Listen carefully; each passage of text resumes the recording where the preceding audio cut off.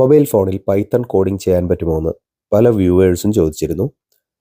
ഞാൻ Google play സ്റ്റോറിൽ നോക്കിയപ്പോൾ പല ആപ്പുകളും അതിനു വേണ്ടി കണ്ടു. അതിൽ ബെസ്റ്റായി തോന്നിയ ആപ്പാണ് പൈഡ്രോയിഡ് 3. ഒരുപാട് പേര് ഇൻസ്റ്റാൾ ചെയ്ത് വളരെ നല്ല റിവ്യൂ ഉള്ള ഒരു ആപ്പാണ്.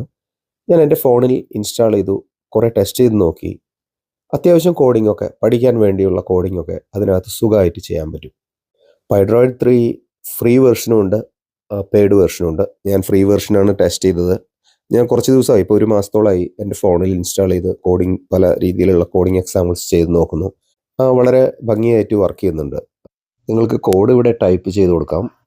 എന്നിട്ട് യെല്ലോ കളറിലുള്ള പ്ലേ ബട്ടൺ കണ്ടോ, അത് പ്രസ് ചെയ്ത് കഴിഞ്ഞാൽ കോഡ് എക്സിക്യൂട്ട് ആവും.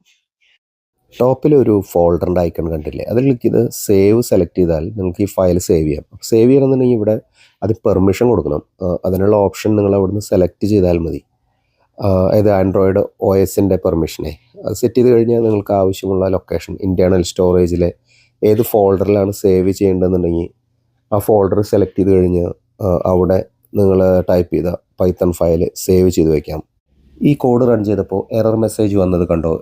അതിന് കാരണം NumPy ലൈബ്രറി ഇൻസ്റ്റാൾ ചെയ്യാത്തത് കൊണ്ടാണ്. ഈ ഫ്രീ വെർഷൻ ആകുമ്പോൾ ഇതുപോലെ ഇടയ്ക്ക് പരസ്യം വന്നുകൊണ്ടിരിക്കും. അത് ടോപ്പ് റൈറ്റിൽ എക്സ് ബട്ടൺ ഉണ്ട്, അത് വെച്ച് ക്ലോസ് ചെയ്താൽ മതി.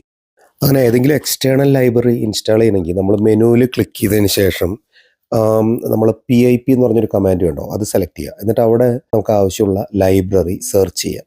അപ്പോൾ ഫസ്റ്റ് ടൈം ചെയ്യുന്ന സമയത്ത് ഈ പൈഡ്രോയിഡിൻ്റെ റെപ്പോസിറ്ററി പ്ലഗിൻ ഇൻസ്റ്റാൾ ചെയ്യേണ്ടി വരും. നിങ്ങൾ സ്ക്രീനിൽ കണ്ടില്ലേ, അത് ഇൻസ്റ്റാൾ ചെയ്താൽ മാത്രമേ ഈ Python libraries, external libraries install ചെയ്യാനായിട്ട് പറ്റുള്ളൂ. അപ്പോൾ നിങ്ങൾ അവിടെ കാണിക്കുന്ന സ്റ്റെപ്സ് ഫോളോ ചെയ്താൽ മതി. അപ്പോൾ നേരെ ഗൂഗിൾ പ്ലേയിലേക്ക് പോയി എന്നിട്ട് പൈഡ്രോയിഡിൻ്റെ റെപ്പോസിറ്ററി പ്ലഗിൻ ഇൻസ്റ്റാൾ ചെയ്യും. അത് കഴിഞ്ഞ് നേരെ തിരിച്ച് മറ്റേ സ്ക്രീനിലേക്ക് തന്നെ തിരിച്ചു വരും. ബാക്ക് ബട്ടൺ അടിച്ചാൽ മതി. അപ്പോൾ ഇവിടെ നിങ്ങൾ NumPyയോ ഏത് പാണ്ടാസോ ഏത് ലൈബ്രറിയോ വേണ്ടെന്നുണ്ടെങ്കിൽ അതിവിടെ ടൈപ്പ് ചെയ്തതിന് ശേഷം ഇൻസ്റ്റാൾ ബട്ടൺ ക്ലിക്ക് ചെയ്താൽ മതി. ഇപ്പോൾ എൻ്റെ NumPy യൂസ് ചെയ്തിട്ടുള്ള കോഡ് എററില്ലാതെ വർക്ക് ചെയ്യും. ഇനി നിങ്ങൾക്ക് കോഡ് എഴുതുന്ന സമയത്ത് ഇപ്പോൾ പൈത്തൺ ടെർമിനലിൽ പോയിട്ട് ഏതെങ്കിലും കമാൻഡ് എക്സിക്യൂട്ട് ചെയ്യണമെന്നുണ്ടെങ്കിൽ മെനുവിൽ പോയിട്ട് ടെർമിനൽ എന്ന് പറഞ്ഞിട്ടുള്ള കമാൻഡ് സെലക്ട് ചെയ്യാം. അപ്പോൾ അവിടെ പോയി കഴിഞ്ഞാൽ നിങ്ങൾക്ക് ഡയറക്റ്റ് പൈത്തൺ സ്ക്രിപ്റ്റ് റൺ ചെയ്യോ അതല്ലെങ്കിൽ വേറെ ഏതെങ്കിലും കമാൻഡ് റൺ ചെയ്യണമെങ്കിൽ ചെയ്യാവുന്നതാണ്, നമ്മൾ കമ്പ്യൂട്ടറിൽ ചെയ്യുന്ന പോലെ.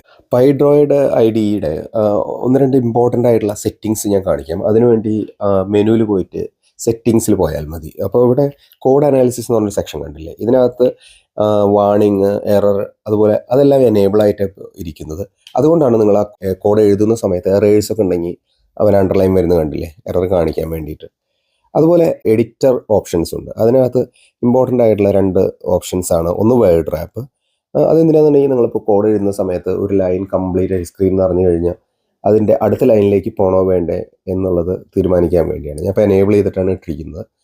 അല്ലെങ്കിൽ നിങ്ങളിങ്ങനെ സ്ക്രോൾ ചെയ്ത് റൈറ്റിലേക്ക് പോകേണ്ടി വരും. പിന്നെ അതുപോലെ പ്രിസർവ് ഫയൽസ് ഓൺ എക്സിറ്റ് എന്ന് പറഞ്ഞാൽ നല്ലൊരു ഓപ്ഷനാണ്. കാരണം നമ്മൾ കോഡ് എഴുതിക്കൊണ്ടിരിക്കുന്ന സമയത്ത് ഈ IDEയിൽ നിന്ന് പുറത്ത് പോയി കഴിഞ്ഞാൽ നമ്മൾ എഴുതിയ കോഡ് അവിടെ തന്നെ സേവ് ചെയ്യാൻ വേണ്ടിയിട്ട്, ഓട്ടോമാറ്റിക്കലി സേവ് ചെയ്യാൻ വേണ്ടിയിട്ടുള്ള ഓപ്ഷനാണ്. ഈ വീഡിയോ നിങ്ങൾക്ക് ഹെൽപ്ഫുൾ ആയിരുന്നെങ്കിൽ ചാനൽ സബ്സ്ക്രൈബ് ചെയ്യാൻ മറക്കരുത്. Thanks for watching.